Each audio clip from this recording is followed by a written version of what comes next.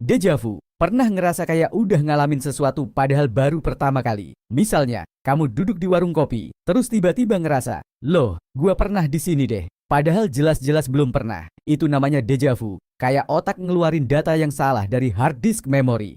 Jamais vu. Kebalikannya deja vu. Kamu sudah tahu sesuatu, tapi rasanya asing banget. Misalnya, kamu ngelihat sesuatu di rumahmu, terus tiba-tiba mikir, sejak kapan ada barang ini di rumah? Mandela Effect.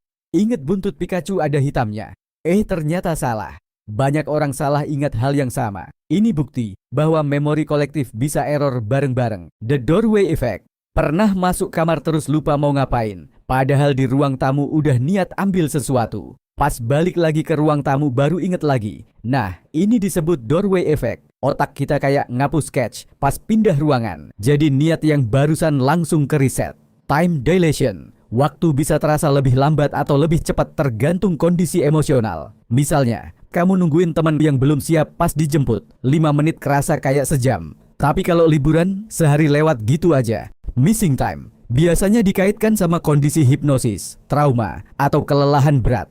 Contohnya, saat kamu naik motor dari rumah ke kampus, tiba-tiba udah sampai aja tanpa inget prosesnya. Kayak otak kamu ngeskip rekaman perjalanan. Sleep paralysis atau ketindihan. Kamu kebangun tapi nggak bisa gerak. Kayak lumpuh total. Kadang disertai halusinasi, ngelihat bayangan hitam, ngerasa dicekik, atau ada yang duduk di dada kamu. Ini karena otak kamu bangun tapi tubuh belum ikut nyala. Intrusive thoughts. Tiba-tiba kebayang hal-hal buruk atau aneh. Kayak nyetir, terus kepikiran nabrak. Atau lagi di ketinggian tiba-tiba kepikiran pengen lompat. Padahal kamu nggak mau beneran ngelakuin. Sleepwalking. Kamu tidur, tapi tubuh malah bangun dan jalan-jalan. Bisa sampai buka pintu naik tangga. Atau bahkan keluar rumah. Paginya nggak inget apa-apa. Ini bisa terjadi karena bagian otak yang ngatur gerakan aktif. Tapi bagian sadar masihan mati.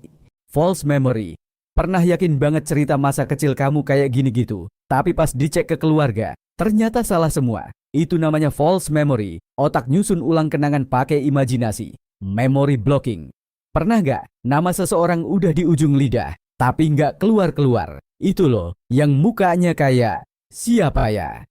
Nah, ini otak kamu kayak kelok. Ada ingatan yang nutup akses ke memori lain. Cryptomnesia. Pernah ngerasa punya ide original, padahal tanpa sadar, kamu cuma ngulang sesuatu yang pernah kamu lihat atau dengar. Misalnya kamu bikin puisi yang kamu anggap original karyamu, padahal 80% puisimu tidak original. Confabulation. Seseorang bercerita kejadian masa lalu yang terdengar nyata, padahal itu karangan. Tapi dia nggak bohong, cuman otaknya aja yang nyusun puzzle yang salah. Suggestibility. Orang bisa dipengaruhi buat ingat hal yang nggak pernah terjadi. Contoh, ada yang bilang kamu dulu pernah jatuh dari lantai 17. Terus kamu mulai mengingatnya, dan otak kamu mengiyakan hal tersebut. Padahal itu hanya imajinasi kamu saat itu. Misattribution. Kamu ingat fakta atau informasi, tapi lupa asalnya dari mana.